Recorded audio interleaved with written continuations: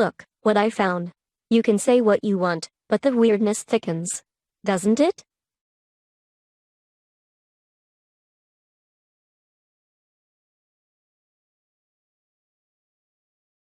Jules Gabriel Verne was a French novelist, poet, and playwright.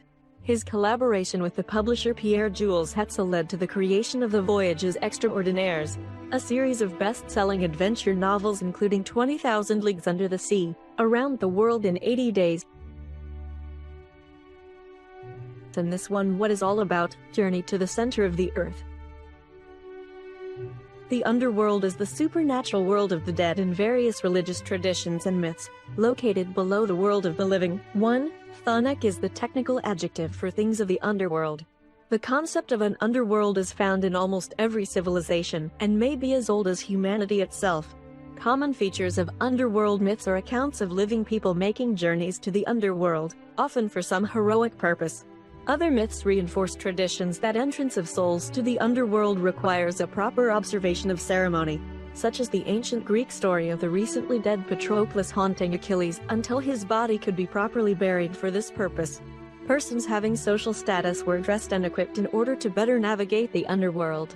A number of mythologies incorporate the concept of the soul of the deceased making its own journey to the underworld, with the dead needing to be taken across a defining obstacle such as a lake or a river to reach this destination. 5. Imagery of such journeys can be found in both ancient and modern art. The hollow earth is a concept proposing that the planet Earth is entirely hollow or contains a substantial interior space. Notably suggested by Edmund Halley in the late 17th century, the notion was disproved, first tentatively by Pierre Bauger in 1740, then definitively by Charles Hutton in his Schiehallion experiment around 1774. It was still occasionally defended through the mid-19th century, notably by John Cleave Sims Jr. and Jeremiah N. Reynolds, but by this time it was part of popular pseudoscience and no longer a scientifically viable hypothesis. The concept of a hollow earth still recurs in folklore and as a premise for subterranean fiction, a subgenre of adventure fiction.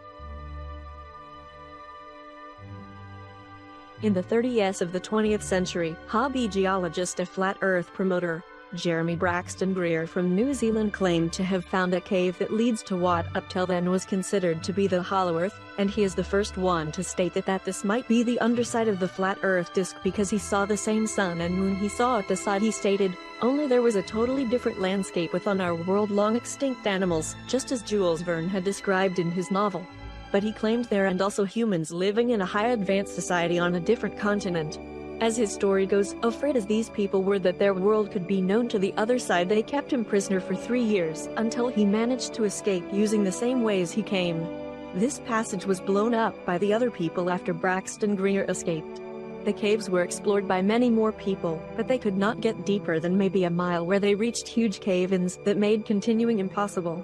However, Jeremy Braxton Greer must have made some sense because this happened a few decades later. In the year 1970, Soviet scientists began one of the greatest and most ambitious drilling and mining experiments in human history. In the Kola Peninsula, a drilling project started which would go on to reach farther down into the Earth's crust than any other in history, setting a Guinness World Record that still stands today.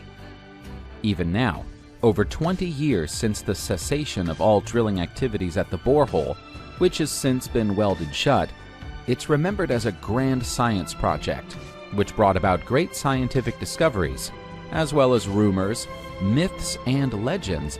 Isn't it strange that many secret expeditions are being executed to come as deep as possible?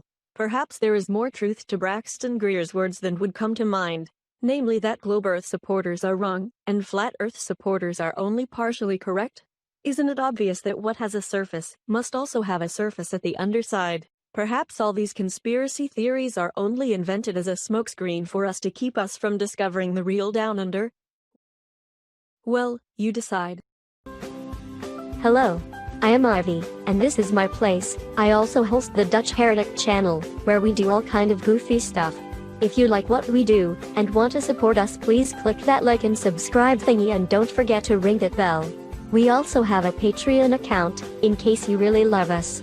It is all in the description box below, and I hope to see you next time.